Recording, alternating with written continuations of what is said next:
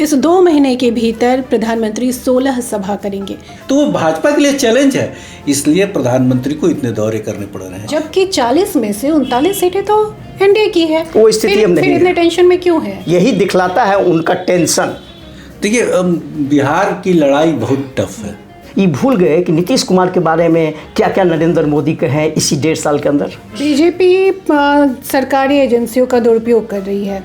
जब चुनाव आएगा तब आप हमको रेड कीजिएगा, ऐसा तो नहीं हो सकता है ना। आप 6 महीना पहले उसको टैकल करते। जो परिवारवाद का संकट है वो दोनों पक्षों के साथ है। कि परिवारवाद इतना बड़ा मुद्दा बन गया है कि पीएम मोदी को इस पर चुप्पी साधनी पड़ी। तो इस पर उनको बोलना चाहिए था खुल करके, लेकिन वो नहीं बोले। और जहां लगता है कि उल्टे उन पर पड़ सकता है तो वहां छोड़ के निकल जाते हैं। जी नमस्कार, जन मीडिया में आप सभी का बहुत बहुत स्वागत है। मैं हूं प्रीति प्रभा और आज हम बात करेंगे पीएम नरेंद्र मोदी ने चुनाव अभियान की शुरुआत जमुई से की है।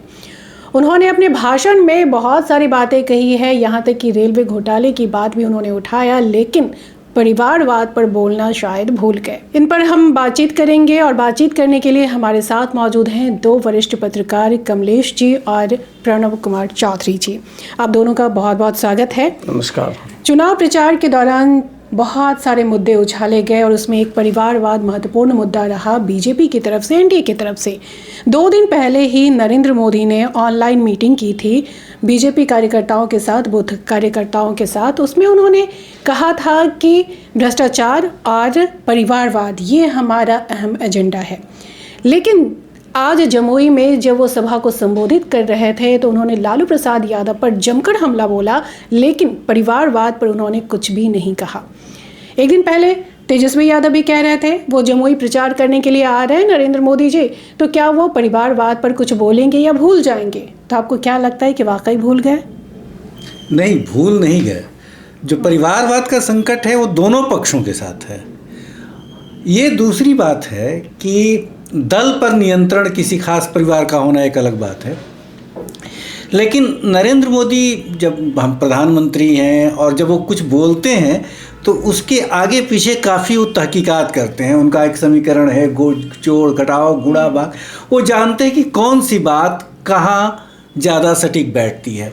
तो जमुई में उन्होंने परिवारवाद का नाम इसलिए नहीं लिया क्योंकि फिर वो उल्टे उन पर पढ़ने वाला था। जमुई में चिराग पासवान के लोजपा के जो राष्ट्रीय अध्यक्ष हैं चिराग पासवान, उनके बहनोई अरुण कुमार भारती वहाँ से चुनाव लड़ रहे हैं।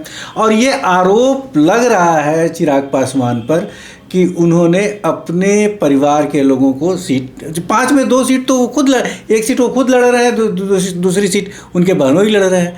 तो ये संकट था प्रधानमंत्री के साथ कि ये उल्टा उन पर ना आ जाए, इसलिए उन्होंने इस मसले से कतरा कर निकल जाना ज़्यादा बेहतर समझा। और यही कारण है कि यहाँ पर परिवारवाद पर उन्होंने कुछ नहीं कहा। जी प्रणव जी, मैं आपसे जानना चाहती हूँ कि परिवारवाद इतना बड़ा मुद्दा बन गया है कि पीएम मोदी को इस पर चुप्पी साधनी पड़ी। नेचुरली मुद्दा उनके लिए भी, क्योंकि अटैक उसी पर किए। तुमने भी ठीक कहा कि भ्रष्टाचार और परिवारवाद ये 2 मुद्दा को उन्होंने सेंट्रल पॉइंट बनाया। खास करके बिहार में पहला उनका ये जमुई था। इसमें फॉर्चुनेटली जो चिराग पासवान के बहनोई थे उनको खड़ा किया। इसको डेलिबरेटली किया, उनसे मिस नहीं हुआ। वो डेलिबरेटली इसको नहीं करना चाहते, क्योंकि उनको मीडिया रिपोर्ट था कि तेजस्वी जी ने 2 दिन पहले ही कहा है कि अगर बोलना है तो परिवारवाद तो बोलें जमुई में। और इस बात को उन्होंने बड़ा तंज करके कहा, मजाक करके, सैटारिकल वे में कहा तेजस्वी यादव ने। तो ये उनको दिमाग में था, प्लस वहाँ का फीडबैक पार्टी का मिला होगा। ये तो स्वाभाविक बात है। और कैसे बोलेंगे, वो एक पोजीशन लेना होता है ना किसी चीज़ का। तो पोजीशन तो लिए नहीं, वो तो बाकी चीज़ बहुत सारा चीज़ बोले। भ्रष्टाचार के बारे में बहुत सारा चीज़ कहा उन्होंने। रामविलास जी का नाम लिया, उन्होंने कर्पूरी ठाकुर का नाम लिया, सबका नाम लिया। लेकिन जो मेन पॉइंट है, सेंट्रल फोकस पॉइंट है बिहार में अभी, खास करके परिवारवाद, चाहे वो एलजेपी का मामला हो, चाहे भाजपा का मामला हो, चाहे ऐसा नहीं कि खाली राजद और कांग्रेस में ही है, ये सारे पार्टी में ही परिवारवाद का मुद्दा है। ये मुद्दा नहीं बन सकता है क्योंकि ऑल इंडिया फेनोमेना हो गया है अभी ये। आज के तारीख में ये मुद्दा है ही नहीं। हम बार बार पहले भी बोल चुके हैं। पार्टियों की कह सकते हैं, सारे पार्टियों में कुछ पार्टियों में तो फिर अगेन लेफ्ट पार्टी का वो सब डिसाइडिंग फैक्टर नहीं है। उसका जीतने हारने से मतलब नहीं है, वो एक छोटा घटक दल है, वो मैटर नहीं करता। मैटर करता है जो बाकी पार्टियां हैं, उसमें ये हो जाता है ना कि ये आप डिस्कस करते रहिए, ये ठीक है। हमने पीछे भी बात कहा है कि एकेडमिक वैल्यू का चीज़ है, आप बात करते रहिए, समय आएगा चलता जाएगा, ये और बढ़ता जाएगा। अब राजद में ही बढ़ गया है, उसी तरह चिराग पासवान के पार्टी में भी बढ़ गई, नए खिलाड़ी हैं। फॉर द फर्स्ट टाइम ये एक MBA हैं और ये फर्स्ट टाइम उनके सीट से लड़ रहे हैं, वो भी उनका सीट जो सिटिंग MP है, उन्होंने चूज़ किया अभी हाजीपुर में, लेकिन वो अपने को दे दिए बहनों, जिसके कारण पार्टी में बहुत विक्षोभ हो गया है और बहुत सारे लोग उनके पार्टी के काफ़ी विरोध कर रहे हैं, छोड़ दिए जी। 22 लोगों ने छोड़ दिया। 22 लोगों ने छोड़ दिया, जिसके कारण उनको एक झेलना पड़ रहा है, सेटबैक है उनके लिए। भले वो मैटर करे कि नहीं करे, लेकिन चुनाव के समय में अगर 22 एक पार्टी का आदमी छोड़ दे, एक कैंडिडेट 2 कैंडिडेट, उन्होंने तो कहा कि इल्ज़ाम लगाया है कि पैसा लेकर दिए हैं, ये मीडिया रिपोर्ट है कि पैसा लेकर के टिकट दिया गया है। तो ये बहुत बड़ा संगीन मामला है जिसको उन्होंने खारिज किया। कई ऐसे बोलते हैं लोग क्योंकि हमको 5 देना है, हम 50 को तो टिकट दे नहीं सकते हैं। चिराग ने अपने जवाब में कहा कि 5 सीट है, हम 50 को कैसे टिकट देंगे। और ये हर चुनाव में इस तरह होता है, तो ये स्वाभाविक है, लेकिन ठीक हो जाएगा। एक चीज मैं जोड़ना चाहूँगा। आप देखिए कि परिवारवाद का मसला शुरू किसने किया इस चुनाव में? प्रधानमंत्री ने। तो जानते हैं कि कहाँ इस मसले का उपयोग करना है, कहाँ इस मुद्दे को छोड़ देना है। तो जहाँ उपयोग करना है वहाँ वो करते हैं और जहाँ छोड़ना है वो छोड़ते हैं। और चूंकि वो जानते हैं अच्छी तरह से कि भले सारी पार्टियों में परिवारवाद है, लेकिन ये मसला लोगों के बीच बातचीत के केंद्र में है, चर्चा के केंद्र में है। इसलिए जहां उनको लगता है कि इस मसले पर गोलबंदी हो सकती है, वहां इस मसले को जोरों से उठाते हो, और जहां लगता है कि उल्टे उन पर पड़ सकता है तो वहां छोड़ के निकल जाते हैं। जी, आप कुछ कह रहे थे? नहीं, हम ये कह रहे थे कि सेंट्रल फोकस पॉइंट वही है। बिहार में जब आते हैं तो परिवारवाद और भ्रष्टाचार 2 मुद्दा रहता है, लेकिन वो कहना भूल के बगल के ही कंस्टिट्यूंसी में वहाँ भी परिवारवाद है। नवादा में भाजपा का कैंडिडेट कौन है? तो इस पर उनको बोलना चाहिए था खुल करके, लेकिन वो नहीं बोले। आज बीजेपी के बहुत बड़े लीडर और मिनिस्टर भी थे, CP ठाकुर बहुत बड़े फिजिशियन हैं, उनका बेटा नवादा से है, फर्स्ट टाइम लड़ रहा है, जबकि राज्यसभा में MP थे वो। तो अब 2 ही अगल बगल कंस्टिट्यूंसी में एक ही साथ चुनाव हो रहा है 19 तारीख को, नवादा में और भोज में, और उसी में 2 कैंडिडेट जो है डायरेक्ट फैमिली में है, ऐसा नहीं कि डिस्टेंट रिलेशनशिप में है। तो वो चुनते हैं कि कहाँ हमको क्या बोलना है और स्ट्रेटेजी वाइज काम करता है। ऐसा नहीं है कि वो ऐसे ही बोल देते हैं, यही करना। उन्होंने ज़्यादा युवाओं पर फोकस किया। देखिए, मुझे ये लगता है कि बिहार की राजनीति में अभी युवाओं के लिए स्वर्णकाल का युग है। ये पहली बार ऐसा हो रहा है कि जो निर्णय लेने की राजनीतिक दलों में जो ताकत है वो युवाओं के हाथ में है। और अभी तो हाल में जो चुनाव आयोग ने डाटा जो दिया उसमें 1 करोड़ से अधिक युवा वोटर हैं। तो अगर ये युवाओं की ताकत है तो जानते हैं कि जब तक युवाओं को संबोधित नहीं करेंगे तब तक वो गोलबंदी युवाओं के बीच नहीं हो पाएगी। आप देखिए, अभी जो कैंडिडेट भी अभी सर्वाधिक चर्चा में है बिहार में, उनमें कौन लोग हैं? रोहिणी आचार्य युवा हैं, या फिर शांभवी चौधरी युवा हैं। खुद तेजस्वी यादव के हाथ में राजद की बागडोर है, लोजपा की बागडोर जो है चिराग पासवान के हाथ में है। तो एक तरह से ये मतलब जितने लोग परंपरागत लोग थे जो जिनके हाथ में बागडोर होती थी राजनीति की, सुशील कुमार मोदी अपनी बीमारी की वजह से भाजपा में उतने सक्रिय नहीं है, रामविलास पासवान जी नहीं रहे, लालू प्रसाद जी भी खुद बीमार होने के चलते उतने सक्रिय नहीं हो पा रहे हैं। तो पूरी ताकत जो है इस पहली बार युवाओं के हाथ में आ रही है। और चुनाव लड़ने में भी आप देखें कि बड़ी भागीदारी युवाओं की हो रही है। तो चूँकि ये फोकस मुद्दा हो गया है युवाओं का, और जो रोज़गार है वह आज पूरे देश में एक मसला है, तो ये युवाओं से सीधा जुड़ा हुआ है, इसलिए उन्होंने पूरी तरह से फोकस किया यूथ पर। एक बात मैं आप दोनों से जानना चाहती हूँ कि जिस तरह से PM मोदी ने ज़मीन के बदले नौकरी के बदले ज़मीन की बात कही है, लालू प्रसाद यादव पर उन्होंने अटैक किया, तो इसका क्या असर पड़ने वाला है लोगों के बीच में? नहीं पड़ेगा। असल इसलिए नहीं पड़ेगा कि ये रटी रटाई बातें पिछले कई सालों से हो रही है, आज का मामला नहीं है। जब Lalu Prasad ji chief minister railway minister थे उस समय की घटना है ये। 2004 से उन्होंने नीतीश कुमार की भी तारीफ की। नीतीश कुमार जब रेलवे मंत्री थे तब उनके ऊपर कोई भी इस तरह का आरोप नहीं लगा। नहीं लगा। अब ये तो फिर पॉलिटिकल बात हो गई, इसके डिटेल्स में हम नहीं जाना चाहेंगे, लेकिन ये बात तय है कि ये मामला बहुत पुराना है और उनके सारे लोग इस चीज़ पर ऑलरेडी सुशील कुमार मोदी जैसा इन्होंने कहा पहले से इसी सवाल को उठाते रहे वो थ्रू आउट विथ डॉक्यूमेंट्स। लेकिन इससे क्या फ़र्क पड़ा उनके वोट पर? असेंबली में क्या फ़र्क पड़ा?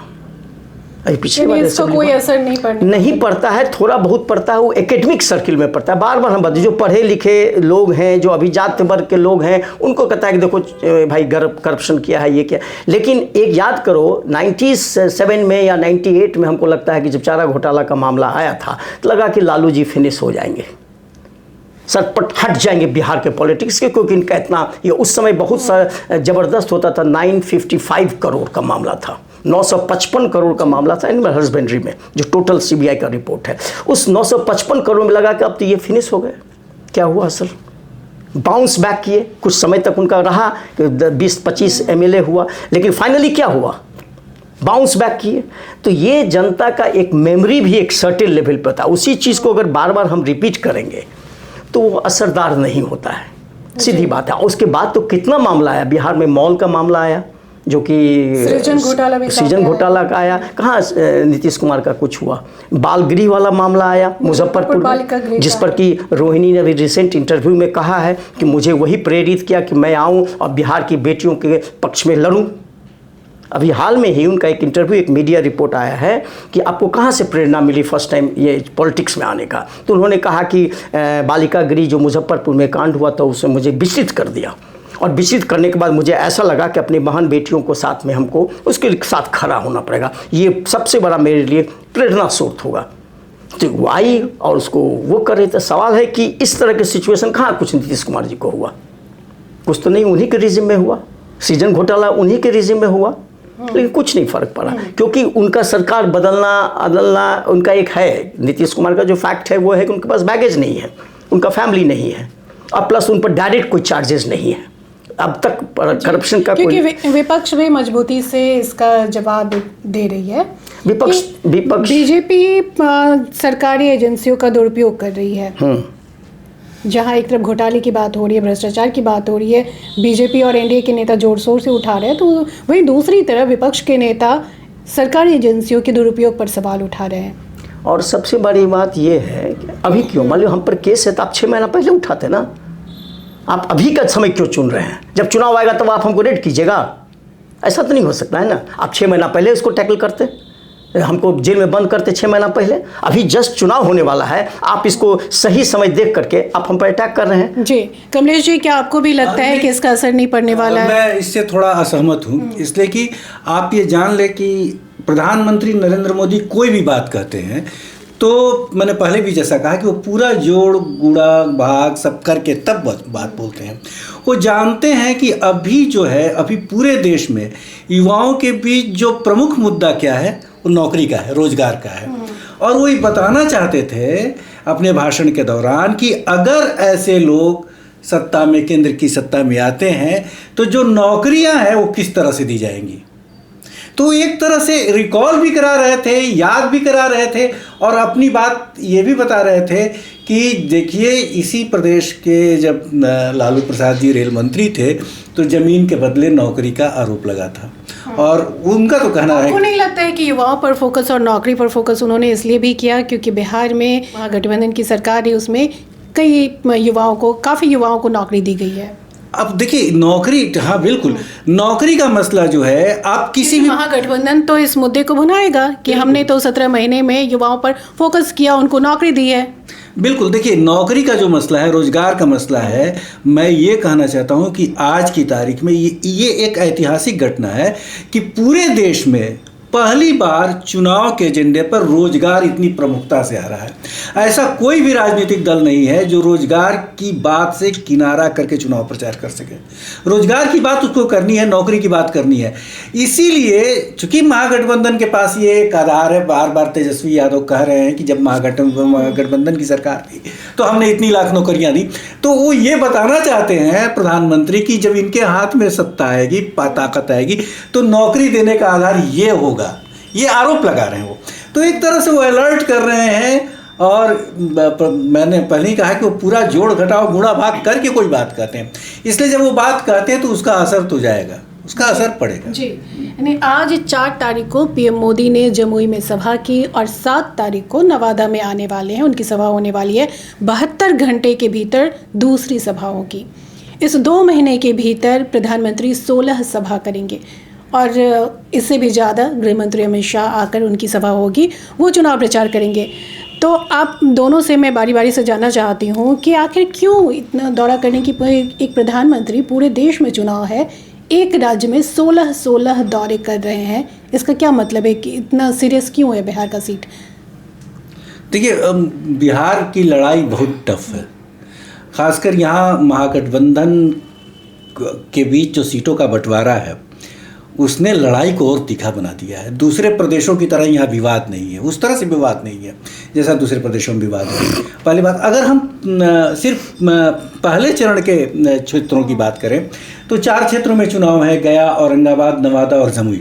आप देखिए, इसमें 2 क्षेत्रों में जो बीजेपी लड़ रही है और 2 क्षेत्रों में उसके साथ ही लड़ रहे हैं, लेकिन इन चारों क्षेत्रों में एनडीए का जो मुकाबला है वो आरजेडी से है। वहाँ महागठबंधन के दूसरे लोग नहीं लड़ रहे हैं चारों क्षेत्रों में, वहाँ राजद लड़ रही है और राजद के साथ कहीं बीजेपी का मुकाबला है, कहीं हम का मुकाबला है, तो कहीं लोजपा आर का मुकाबला है। तो चूंकि राजद की ताकत से इनकार आप नहीं कर सकते बिहार में, और चूंकि एक मजबूत राजद की ताकत या महागठबंधन की ताकत की बात कर रहे हैं? मैंने पहले चरण में जो राजद के चारों जगह चुनाव लड़ रहे हैं लोग, और जाहिर है राजद के साथ तो पूरे महागठबंधन की ताकत है ही, लेकिन राजद एक मजबूत फैक्टर है। महागठबंधन सबसे मोस्ट पावरफुल वो है ना फोर्स है, इसीलिए हम बार बार राजद बोलते हैं। और सब, हाँ ठीक है। और हाल के दिनों में तेजस्वी यादव ने अपने आप को प्रूव किया है, जिस तरह से उन्होंने एक गोलबंदी की है और जिस तरह से चुनावी राजनीति के एक बड़े नेता के रूप में उन्होंने अपने आप को स्थापित किया है, तो वो भाजपा के लिए चैलेंज है। इसलिए भाजपा के लिए चैलेंज, यही तो कारण है कि आज उन्होंने जमुई में सभा की और 2 दिन के बाद वो नवादा जा रहे हैं। वहाँ भी चूँकि भाजपा की लड़ाई राजद से ही है, तो ये दिखाता है कि महागठबंधन की ताकत यहाँ मजबूत है, बड़ी है, इसलिए प्रधानमंत्री को इतने दौरे करने पड़ रहे हैं। और बिहार तो एक मजबूत किला है महागठबंधन। आपको क्या लगता है? इसमें पहले कमलेश की बात को थोड़ा डिफर करता हूँ पहले वाले बात पर, जो उन्होंने कहा कि जो युवा के उस पर मीडिया में जो आता है, जो मेन स्ट्रीम मीडिया में चीज़ें आती हैं, उससे फ़र्क नहीं पड़ता, क्योंकि वो चीज़ें उस ढंग से नहीं आती हैं जिस तरह सोशल मीडिया में आती हैं। इन्होंने छोड़ दिया कि इलेक्ट्रल बॉन्ड का मामला देश में पोस्ट इंडिपेंडेंस के बाद उतना बड़ा मामला नहीं हुआ। खास करके जब हम नहीं कह रहे हैं, सुप्रीम कोर्ट ने उसको असंवैधानिक कहा। सबसे बड़ी बात है, उसको खारिज किया और उसने कहा कि ये ट्रांसपेरेंसी होना चाहिए, ये मामला पूरा ब्लैक मनी और मनी लॉन्ड्रिंग का बनता है। लेकिन ये मामला धरती पर सतह पर नहीं आया, इसका मतलब वो मामला कमज़ोर नहीं है। ठीक इसी के पहले याद होगा चंडीगढ़ में मेयर के इलेक्शन का मामला था, और उस मेयर के इलेक्शन में कितना बड़ा घपला हुआ, क्या हुआ, कैसे जिता दिया। बाकी अगर सुप्रीम कोर्ट नहीं होती तो वो मामला भी ख़त्म हो गया था। तो बेसिकली एक विजिबल है, जो चीज़ें आ रही हैं उस पर हम जोर देते हैं, लेकिन जो उससे भी बड़ी चीज़ें हैं, करप्शन की बात है, इसमें डायरेक्ट इन्वॉल्व कौन है? सबसे ज़्यादा बीजेपी को पैसा मिले, कोई पार्टी सबसे बड़ी है, लेकिन जो मिला है उसका अगर आप देखिएगा इसको ट्रैक रिकॉर्ड, तो जिसके यहाँ रेड हुआ उसी के यहाँ उसका इन्वेस्टमेंट हुआ। ये है, मतलब 15 अगर 30 कंपनी है तो 15 के यहाँ रेड हुआ, उसके बाद वो पैसा दिया, या तो पैसा दिया रेड हुआ, यही है। मैंने पैसा लाओ धंधा पाओ, यही कहते हैं लोग उसको। तो इस चीज़ को भी नहीं भूलना चाहिए। एक मेजर है, कोई 100-200 करोड़ का मामला नहीं है। और ये मामला इसलिए और भी बढ़ेगा जब ये जो पीएम केयर फंड है उसकी भी अब डिमांड हो रही है कि उसको भी ओपन किया जाए। उसका भी एक ट्रस्ट है जिसको कि हम लोग कहते हैं, अभी जो बॉन्ड का ट्रस्ट आया है उसका भी मामला। ये सारा मामला खुल रहा है कब? इलेक्शन के समय। लेकिन ये मुद्दा बन नहीं पा रहा है। ये क्यों नहीं बन पा रहा है? ये देखना है कि नीचे के सतह तक वो बातें नहीं जा रही हैं, और ना कोई बात करता है किसी के बारे में। दूसरी बात, विपक्ष मजबूती, हाँ, दूसरी बात कि ये इन्होंने कहा कि जो भाई सरकार एक ही है और नीतीश कुमार और युवा, ये भूल गए कि नीतीश कुमार के बारे में क्या क्या नरेंद्र मोदी कहे हैं इसी 1.5 साल के अंदर। हम लोग भूल गए हैं। बहुत मेमोरी इतनी छोटी नहीं होनी चाहिए। इतना गंदा रिमार्क किए हैं, वो भी रैली में बोले हैं, कोई पर्सनल डिबेट में नहीं बोले हैं। रैली में बोला है उन्होंने, उसके बाद अमित शाह जी ने बोला है। वो आदमी के साथ आज बैठे हैं, बोलते हैं कि 400 पार होना चाहिए, उससे भी ज़्यादा होना चाहिए। ये तो पॉलिटिक्स का चेहरा है, ये चरित्र है हमारा पॉलिटिक्स का, ये हर जगह होता है। आज साथ बैठे हैं, कल को गाली ऐसा वैसा नहीं दिए, कोई मामूली गाली नहीं दिए रोजगार को लेकर और भ्रष्टाचार को लेकर के। ये डायरेक्ट अटैक था इंडिविजुअल नीतीश कुमार पर, लेकिन नीतीश कुमार उसको भूलना पसंद किए, कहे कि हम जहाँ चले गए थे अब नहीं जाएंगे, जो इस बार आज भी बोले हैं। राजनीति में कुछ भी होता है, लेकिन ये बात हम कह रहे हैं कि वो आदमी का चरित्र हनन हुआ।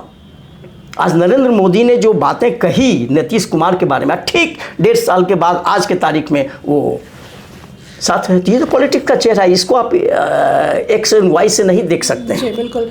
मैं फिर से सवाल पर लौटती हूँ, जो सवाल मैंने कमलेश जी से की थी कि आखिर क्यों इतना दौरा कर रहे हैं पीएम नरेंद्र मोदी, जबकि 40 में से 39 सीटें तो एनडीए की है। वो स्थिति अब नहीं है। इतने टेंशन में क्यों है? टेंशन में है, मेजर टेंशन है, तो टेंशन नहीं है, यही दिखलाता है उनका टेंशन।